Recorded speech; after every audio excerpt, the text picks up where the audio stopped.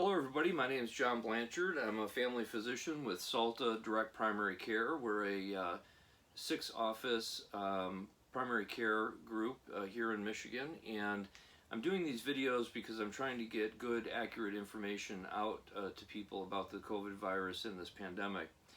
I'm doing these videos from a camper I call the COVID camper because I'm living out here until this is over, so I don't risk bringing the virus home to my family.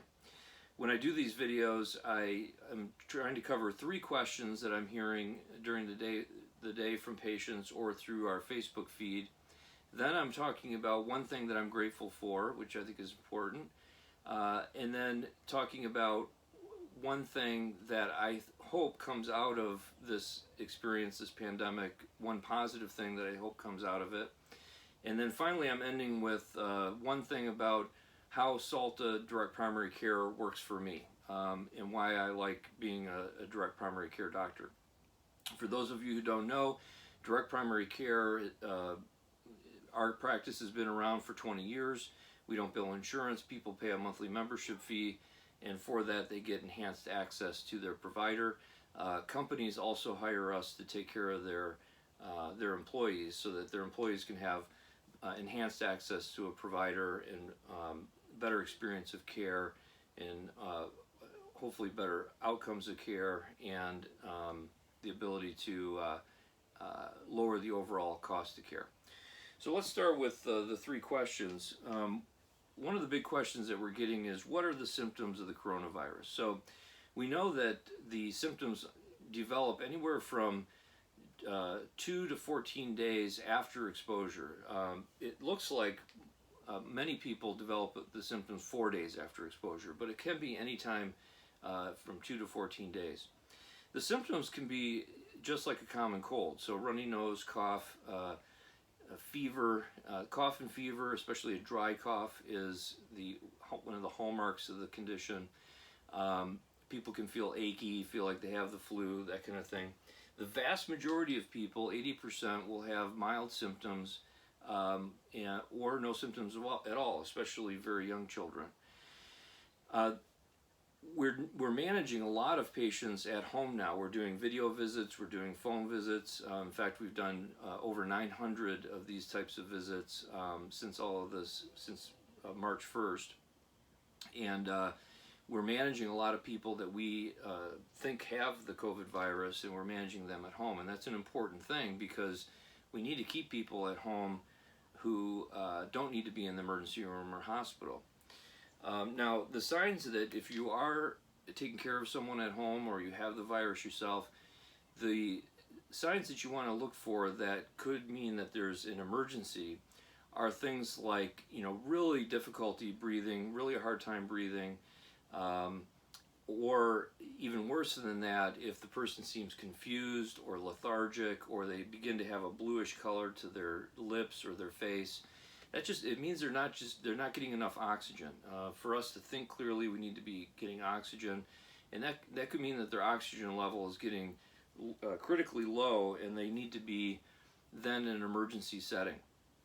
This is another important role of primary care today, and what we're doing all the time in Salta Direct Primary Care is, if we detect that somebody's condition is worsening at home, then we bring them into the office and we do an assessment about whether we can continue to manage them at home, or if they need to be elevated to the emergency room or hospital.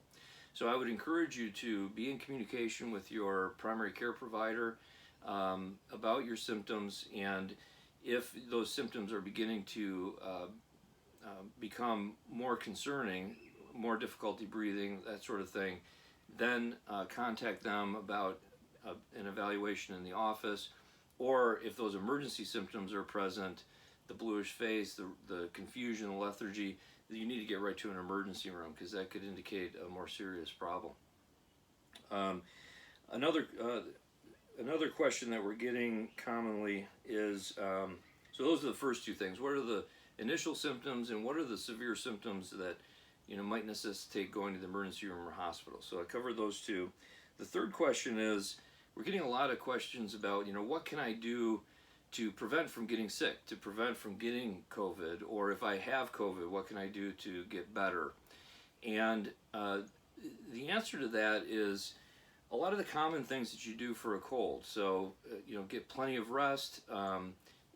Things that you can do to prevent getting it in the first place, is getting plenty of rest, eating a balanced diet, getting out, going for a walk. Again, if you're outside, maintain a 6-foot distance from people. Um, Manage stress, mindfulness. I'm going to talk about that in one of the future videos, how we can manage the stress of this. Those are all things important things that you can do. Wash your hands, cover your cough, cover your sneeze. Those are all really important things. The things you shouldn't do are go on the internet and fall for some of these things that are being promoted on the internet, and some of these things are even being promoted by doctors that I think during this time of fear and crisis, I think is pretty underhanded. So you're going to start seeing a lot of people, again, could be even healthcare professionals, that are promoting taking extra vitamin D or going and getting IV solutions with vitamin C. And I'm getting a lot of these questions about, should I be doing these other things? The truth is, if you're eating a balanced diet and you're maintaining physical activity, if you're used to going on the treadmill, continue to exercise, not necessarily when you're sick, but when you're healthy, those are all things that you can be doing. You're not going to help yourself by taking high doses of vitamin D. We recommend 1,000 international units of vitamin D each day in Michigan for people if you want to take a vitamin D supplement, but that's not going to help you prevent from getting COVID. There's no studies to support getting IV solutions or extra supplements or nutrients or from the nutraceuticals, those types of things. People are going to be peddling those types of things, trying to make money from this crisis, and I think it's underhanded, and you should really avoid doing those things. There's no studies supporting those types of treatment modalities. I'll talk about one thing that I'm grateful for is our management team at Salta Direct Primary Care, all of our staff members, the administrative staff, the medical assistant staff, the leadership, everybody at our organization has really pulled together during this time. We went from seeing thousands of people in the offices that we have to 1,000 people in a virtual environment, and that's a really hard thing to do. I mean, we basically accomplished that in a week, and I'm really proud of that accomplishment that our team has done. Everybody's really pulled together, and it's such a joy to work with such great, positive, enthusiastic people, and I really appreciate that. And they really are, like all healthcare professionals today, playing this important, critical role that we're playing in healthcare by coming to work every day. And we really appreciate all of you out there that are doing your part by staying home so that we can go to work and help take care of patients. One way that something positive that I think is going to, I hope, come out of this pandemic is that we will see primary care. This is going to, I think, represent a paradigm shift in primary care, that more care will be provided in a virtual environment through video, through messaging, telephone.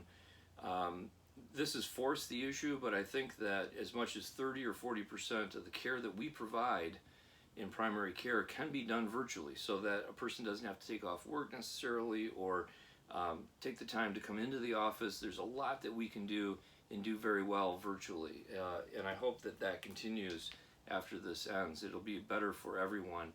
Fortunately, we've been able to do that in direct primary care for 20 years, but the way that doctors are compensated for virtual care hasn't caught up with the technology and our ability to provide that care. So most primary care doctors today still rely on people coming into the office in order to bill insurance to make enough revenue to cover their expenses.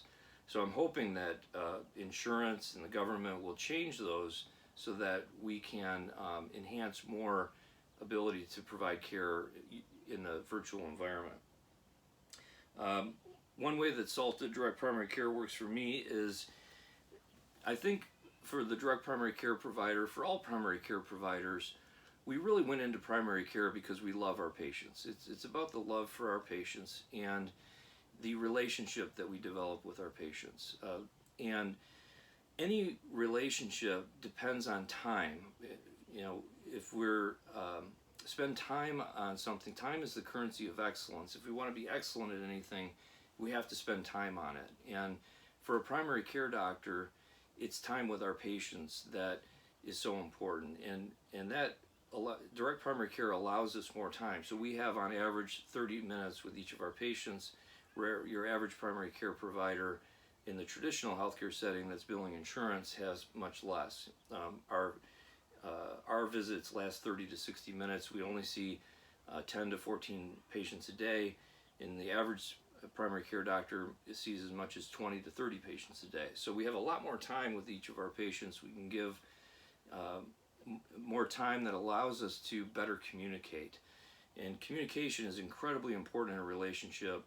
And for us in primary care, it's communicating to arrive at a true diagnosis and a true treatment plan. It's only through time and communication that we foster a trusting, positive relationship with our patients. And I think that's something that's been lost in today's healthcare system, that doctors are more and more doing paperwork for insurance companies and spending less and less time with their patients. And I think that's putting a great stress, not just on primary care providers, but also on their patients who really want a relationship with their primary care providers as well. So that's something that I think direct primary care really supports, is that relationship, and I'm grateful for that.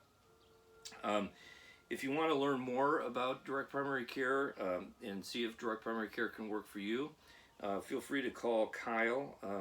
His number is 248-922-3076. You can also follow us on Facebook at facebook.com/Salta of Clarkston or facebook.com/Salta of Troy. Stay safe out there, love each other, and reinforce that relationship piece with your providers. So stay in touch with your primary care provider through this if you get sick. If you get to the point where you have more of a problem, get in to see your primary care provider so they can assess whether you need to go to the hospital or not. Thank you very much, and we'll see you again tomorrow. Bye-bye.